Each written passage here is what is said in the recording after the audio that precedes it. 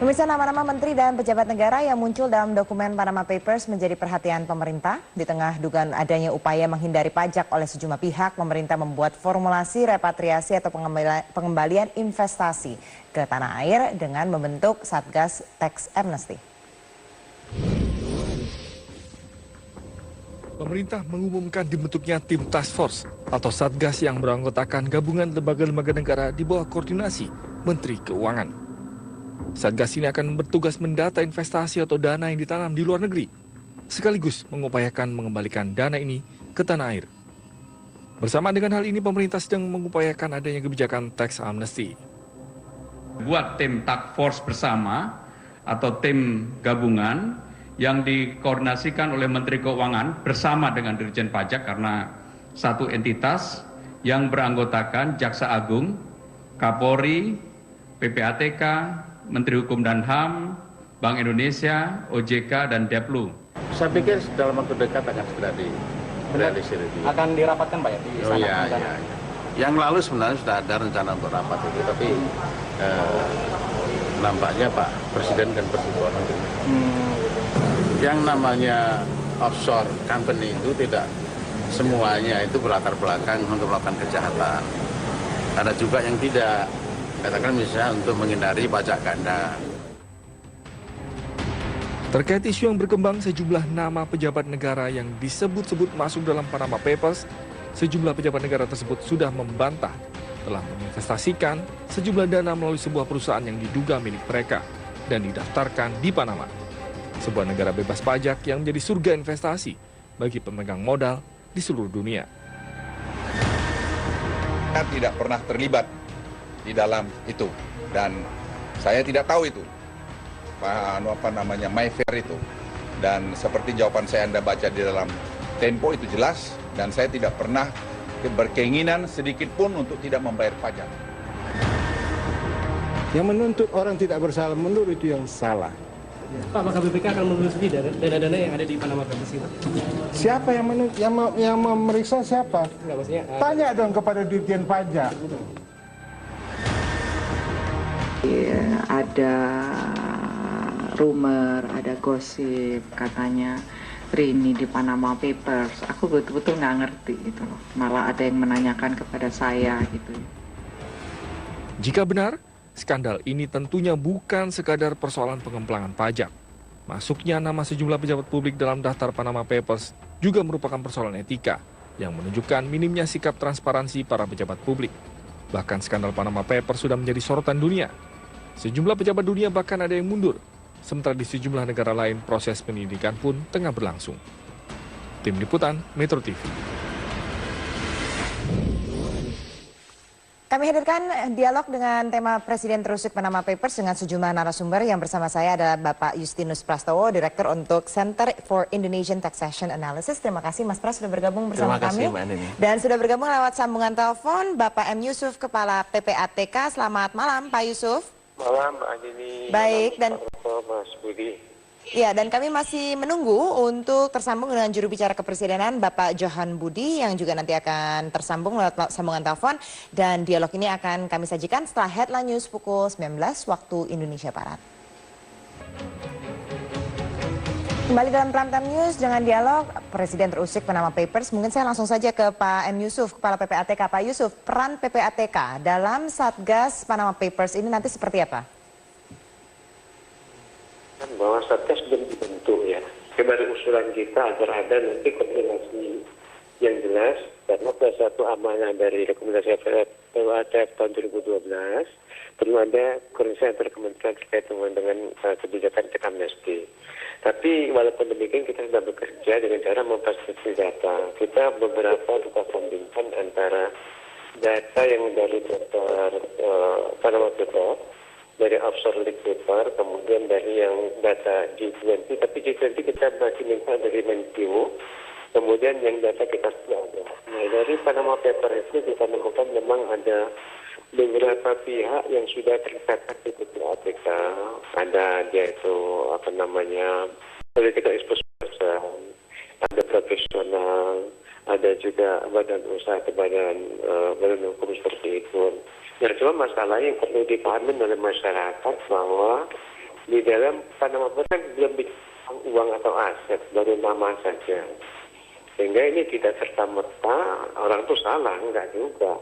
Karena beberapa pilihan bisa jadi dia buka perusahaan di sana, memang dia punya kegiatan usaha seperti itu.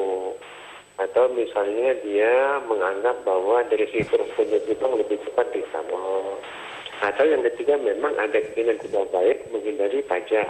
Banyak pilihan sehingga kita belum bisa menjudgment sebuah negatif. Saya kira itu tidak fair dan cenderung pihak.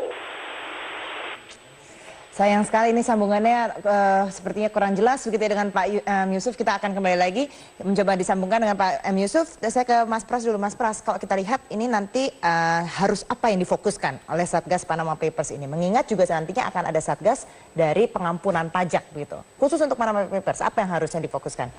Ya, saya kira ini kan merespon sebenarnya yang sudah menjadi respon global terhadap dokumen Panama Papers. Maka respon pemerintah juga harus memenuhi harapan publik kan, terutama pemerintah pertama-tama dengan Satgas ini harus membuat mapping dulu. Mapping atau SOP yang akan dilakukan itu apa? Yang pertama saya kira melakukan profiling dulu. Kira-kira ada 3 atau 4 model atau modus yang biasanya dilakukan. Dari situ kan lalu bisa dikelompokkan. Yang menjadi concern pemerintah tentu menyangkut pejabat publik atau politisi saya kira, karena itu terkait dengan fungsi pemerintah, apalagi kalau ada pejabat pemerintah yang terlibat, diduga terlibat, itu harus jelas betul karena ini menyangkut mitigasi resiko konflik kepentingan di dalam pemerintah sendiri. Itu saya kira menjadi fokus. Yang kedua, fokus kepada para pengusaha dengan modus menghindari pajak. Nah, ini akan menjadi penting, apalagi dikaitkan dengan tax amnesty nantinya. Bagaimana pemerintah nanti bisa mengantisipasi anti pengindaran pajaknya gitu. Nah, 2 hal ini harus dikerjakan segera. Yang paling penting pertama adalah sinyal yang harus diberikan pemerintah bahwa pemerintah serius menaruh perhatian dan tidak mentolerir konflik kepentingan atau penyalahgunaan kewenangan jika itu terkait dengan pejabat yang sedang berkuasa. Dan adanya pembentukan Satgas ini apakah kalau dilihat memang terusik gitu dengan adanya dokumen yang keluar ini, terutama ada pejabat-pejabat yang masih aktif begitu di situ? Iya, karena ini bisa beresiko masuk ke situasi keotik ya. Kita tidak tahu siapa lagi yang akan terbuka, apalagi nama-nama yang berpengaruh, dan jaminan adalah kredibilitas pemerintah. Pertaruhannya ini besar sekali saya kira. Maka dengan dimitigasi awal, itu langkah yang baik. Tinggal sekarang, bagaimana pemerintah punya suatu suara yang sama, sikap yang konsisten, bahwa ketika memang penelitian nanti mengatakan pejabat A, itu ada potensi konflik of interest, tidak dideklar, dan ada indikasi tidak transparan, maka ya harus mundur konsekuensinya. Tapi kalau pejabat B misalnya, jelas dia melakukan itu ketika menjadi pengusaha, skemanya pun skema yang wajar dan tidak terkait dengan jabatan sekarang, ya harus diklarifikasi, dipulihkan namanya. Saya kira kita harus fair di situ. Ini juga pelajaran bagi publik, supaya publik juga bisa ikut mengawasi. Tetapi juga kita harus hati-hati mengingat hal seperti ini rawan kepada pembunuhan karakter.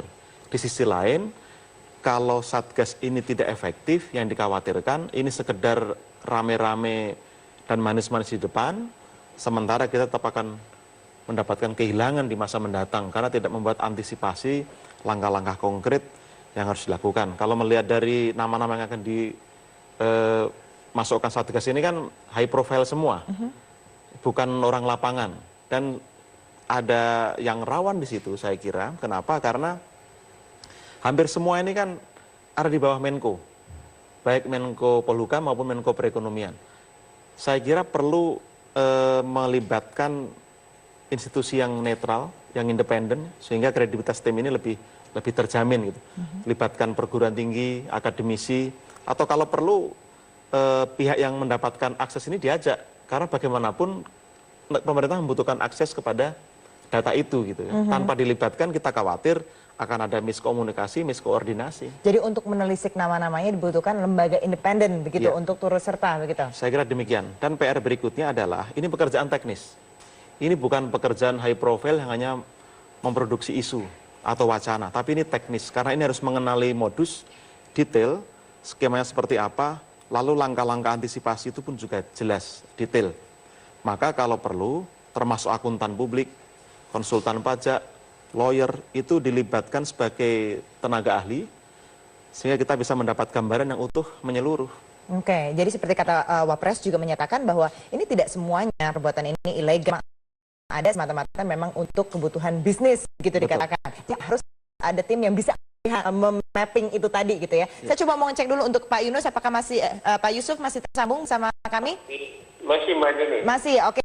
Sinyalnya sudah jelas Pak, mohon standby, tidak gerak-gerak supaya sinyalnya tetap steady. Pak, ini kan kita juga nantinya akan ada Satgas Tax Amnesty. Dengan adanya Satgas Panama Papers ini, apakah nantinya akan overlap begitu tugasnya? Mengingat memang nama-namanya dikatakan dari Panama Papers ini 80% terjadi kesamaan begitu. Ya, begini, pertama kita harus pertama memahami. Halo? Ya, silakan Pak. Pertama dipahami bahwa ada aspek yang ya bisa juga banyak tim di situ nanti malah bocor ya. Terus yang kedua, saya kira yang kita sadar bahwa kita tidak merasa orang, belum tentu mereka salah. Jadi perlu ada sifat yang lebih prudent, sifat yang lebih mendidik sebelum tak bersalah. Dengan cara begitu maka kita nanti insya Allah bisa manfaatnya. Ketiga, kita perlu seperti ini. Kalau nanti ada kan tidak bicara uangnya itu, mungkin hanya saham, tentu besar, itu aset belum banyak. Nah sehingga mesti bukan itu gangguan utama, masih banyak sumber lain. Misalnya data dari Offshore League, kemudian lagi data dari BNP, data PPATK sendiri. Saya melihat bahwa kalau kebijakan kita yang mengakomodir aspek offshore tapi mengingat on dari tidak ada juga kepada pihak mungkin perlu diberikan apresiasi. Jadi intinya bahwa semua pihak secara adil dengan konsen yang penuh berpijak kepada kepentingan bangsa dan negara. Dan bagaimana dengan kalau di Satgas Tax Amnesty ini, apakah nama-namanya ini juga nantinya akan bersifat rahasia atau nanti lebih akan terbuka bukan saja gitu siapa-siapa yang punya rekening di mana? Jadi pertama kita menjadi kerahasiaan. Dalam RUU Tax Amnesty itu ada pasal 2 jelas sekali pasal 15 pejabat pajak tidak bisa mengumbar-umbar itu. Termasuk nanti kami pun PPATK mungkin perlu melakukan koordinasi kepada Dirjen Pajak. Tadi saya katakan di Komisi 11.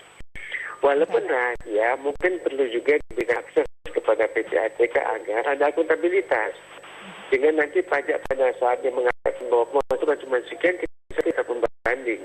Karena bagaimanapun seperti kata Lord Acton, kalau kewenangan diberikan penuh, cenderung itu kerap. Kita perlu mengantisipasi aspek itu. Nah kemudian tadi saya katakan bahwa ini kan belum tentu nih Mbak. Apa kosong kosong atau betul ada, kita belum tahu. Ini sudah kebakaran timur semua gitu loh. Dan yang kita sedihkan, ada semacam pembunuhan karakter. Kita bedakan antara menghukum dengan melanggar etik ya. Pada saat dia tidak melaporkan KPN, tidak ada undang-undang mengatakan penjara, paling etika saja. Mungkin dia diminta legowo mengatakan selain atau misalnya mundur, tapi sanksi hukumnya tidak ada. Nah, sehingga ini yang perlu kita sama-sama sepakati, jangan sampai warga negara kita rusak gara-gara itu, sementara warga negara asing kita abaikan. Oke, baik. Pak Yusuf ditahan dulu, kita masih akan kembali setelah jeda pariwara berikut, tetaplah bersama Prime Time News. Ya, pemerintah akhirnya mengeluarkan reaksi atas Panama Papers. Sudah tersambung dengan Bapak Johan Budi, juru bicara kepresidenan. Pak Johan, seberapa teruskah Presiden dengan adanya laporan Panama Papers ini? Ya, jadi kemarin memang ada pemberitaan salah satu menteri dari Pak Presiden, yaitu Pak Luhut, diberitakan yang berkaitan dengan namanya masuk di dalam Panama Papers. Ya. Kemudian Pak Luhut memang sudah melaporkan apa sebenarnya yang terjadi pada tahun 2006 itu kepada Presiden. Tadi kebetulan saya juga bersama Presiden, dan Presiden sudah mendengarkan secara lengkap ya penjelasan Pak Luhut. Yang ingin disampaikan adalah bahwa nama siapapun dia yang masuk di Panama Papers itu kan jangan langsung dijudge ya, atau dipersepsikan sebagai pihak atau orang yang berusaha untuk melakukan kriminal atau kejahatan apapun itu ya, apakah itu menggelapkan pajak, apakah itu dan lain sebagainya. Jangan dipersepsikan itu dulu gitu maksudnya. Jadi belum tentu orang yang masuk di dalam Panama Papers itu adalah melakukan kejahatan gitu. Oke, dan ketika nantinya memang nanti Satgas ini sudah terbentuk begitu, baik itu nanti dari Satgas Panama Papers maupun juga dari Satgas Pengampunan Pajak, apakah ada hak eksklusivitas begitu misalnya untuk pejabat publik yang memang tercantum namanya di situ? Gini, saya ingin meluruskan ya, kebetulan saya mengikuti rapat terbatas kemarin dan Pak Yusuf juga hadir kalau nggak salah, itu bukan pembentukan Satgas Panama Papers ya. Jadi tidak ada nama Satgas Panama Papers. Yang ada adalah persiapan dalam konteks untuk membahas RUU Tax Amnesty itu yang sekarang sedang digodok di DPR ya. Nah, disitulah disampaikan apa yang mesti disiapkan oleh pihak pemerintah, termasuk juga data-data yang selama ini dipunyai oleh Kementerian Keuangan yang melalui Direktur Jenderal Pajak. Jadi satgasnya itu adalah satgas yang berkaitan dengan persiapan bagaimana nanti kalau RUU Tax Amnesty itu kemudian disahkan oleh DPR yang kemudian diundangkan menjadi undang-undang resmi tentang tax amnesty. Itu yang dibahas ya. Jadi bukan satgas Panama Papers. Tadi sempat juga ditanya kok ada Satgas Panama Papers, tidak ada Satgas itu. Oke, baik. Jadi nantinya kalau misalnya memang ini masuk Satgas Tax Amnesty akan bersifat rahasia begitu Pak terhadap orang-orang yang nantinya untuk setuju untuk jadi ikut dalam pengampunan pajak ini. Jadi gini, ada beberapa klausul ya yang kemarin dibicarakan. Yang pertama, kalau memang ada nama-nama yang kemudian masuk dalam ikut dalam tax amnesty itu, kalau dia sedang dalam proses penyidikan oleh penegak hukum maka dia tidak bisa. Jadi penegak hukum disilakan untuk mengusut itu secara tuntas gitu ya, baik tindak pidana apapun ya. Yang kedua adalah pihak-pihak baik dalam konteks perorangan maupun perusahaan yang tidak pernah dilakukan penyelidikan atau penuntutan, maka dia bisa masuk di dalam tax amnesty itu yang kemudian diberi ya semacam pengampunan ya. Nanti ada ukuran-ukurannya yang sekarang dibahas di DPR berapa persen kemudian kalau dia tidak membayar dalam kurun waktu yang berapa bulan begitu, maka dia bisa didenda berlipat-lipat. Tapi sekali lagi bangunan payung hukum ini kan belum jadi ya, masih dalam tahap pembahasan di DPR. Karena itu masih masih bisa diperdebatkan lah isi pasal-pasal di dalam RUU Tax Amnesty ini. Tentu depend on DPR juga. Baik, oke. Ke Pak Yusuf. Pak Yusuf, dikatakan memang sebenarnya dari DJP sendiri sebenarnya sudah punya nama sebelum keluar inilah Panama Papers gitu, sekitar 6.000 nama. Kemudian ada kesamaan dengan nama yang dimiliki dengan ada yang data yang dimiliki oleh Panama Papers gitu. Kalau dari PPATK sendiri sudah sejauh mana sih, sudah berapa nama yang sudah ditelisik begitu rekeningnya? Apakah itu memang betul ada tindakan kriminal ataukah memang hanya penghindaran pajak atau seperti apa? Sudah berapa nama, Pak? Pak Yusuf? Sepertinya Pak Yusuf sudah tidak bersama kami, sudah terputus. Saya langsung ke Mas Pras. Mas Pras, tadi kalau kita dengarkan itu tidak ada namanya Satgas untuk Panama Papers, tapi fokus untuk kepada tax amnesty ini begitu. Nah, saat ini karena memang masih di dalam pembahasan, masih digodok gitu, kira-kira apa sih yang harusnya ini dikedepankan oleh pemerintah, mengingat ini kan juga dikejar waktu sebenarnya kita ini kan, dan punya kesempatannya mungkin karena tahun depan sudah era keterbukaan informasi begitu. Jadi apa yang harus dikedepankan saat ini? Ya, saya kira tetap pertama yang penting adalah respon pemerintah terhadap Panama Papers. Bagaimanapun itu sudah jadi isu global, di Indonesia juga menjadi isu yang cukup besar. Pemerintah perlu sensitif dan responsif terhadap ini. Maka saya kira Satgas ini pun juga bisa sekaligus menciptakan prakondisi, mengukur sejauh mana tindak lanjut terhadap Panama Papers ini dapat dilakukan. Ini sekaligus menguji koordinasi antar lembaga penegak hukum di kita, lalu sejauh mana kita bisa menindaklanjuti itu, membuat profiling, mapping, lalu verifikasi, kalau perlu memang mengoptimalkan pertukaran informasi misalnya dengan Singapura dan sebagainya. Itu juga perlu dicoba dalam konteks itu. Lalu yang kedua, saya kira tetap perlu Satgas ini memitigasi resiko di pemerintah sendiri, karena pemerintah perlu satu respon ya, yang konsisten, yang sama, sehingga tidak menjadikan dugaan di publik pemerintah tidak sensitif dan tidak merespon kalau melibatkan pejabat-pejabat yang sedang berkuasa. Itu perlu dijawab dengan cepat saya kira. Dan tantangannya adalah kalau Panama Papers tidak di follow up, yang dikhawatirkan kan relevansi dengan tax amnesty. Mengapa kita buru-buru tax amnesty? Sementara Panama Papers yang diduga, walaupun tidak semuanya, itu ada penghindaran pajak, itu tidak di follow up terlebih dahulu. Sehingga akan menunjukkan, oh ternyata memang kita tidak mampu melakukan itu dalam waktu segera, sehingga tax amnesty menjadi justified.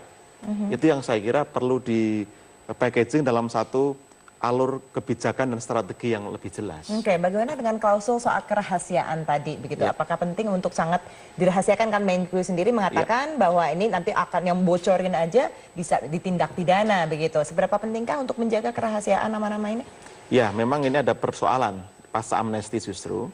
Karena di draft ya, pasal 22 ayat 3 itu ditegaskan data informasi ini tidak boleh diberikan pada pihak lain kecuali wajib pajak sendiri yang inisiatif memberikan. Ini akan mengunci seluruh akses dari institusi penegak hukum yang lain. Maka ini adalah hak eksklusif dari Ditjen Pajak. Bagaimana mungkin lalu nanti jaksa, polisi, PPATK bisa masuk menindaklanjuti data tax amnesty ketika itu sudah dikunci dalam klausul kerahasiaan. Nah ini saya kira perlu dipecahkan dari awal supaya jangan sampai Satgas ini nanti mubazir. Kalau tujuannya pas amnesti, kalau tujuannya prakondisi amnesti, Panama Papers itu bisa dimasukkan saya kira. Baik, oke, mungkin bisa jadi masukan juga Pak Johan Budi soal klausul untuk memasukkan aparat penegak hukum ini begitu dalam pembahasan tax amnesty berikutnya. Sayang sekali waktu kita sudah habis. Mas Justinus Prasowo, terima kasih banyak Pak Johan Budi, juru bicara kepresidenan yang tadi bergabung bersama kami lewat sambungan telepon, dan juga Bapak M. Yusuf, Kepala PPATK. Dan sesaat lagi trending topik akan hadir. Terima kasih sudah bersama kami.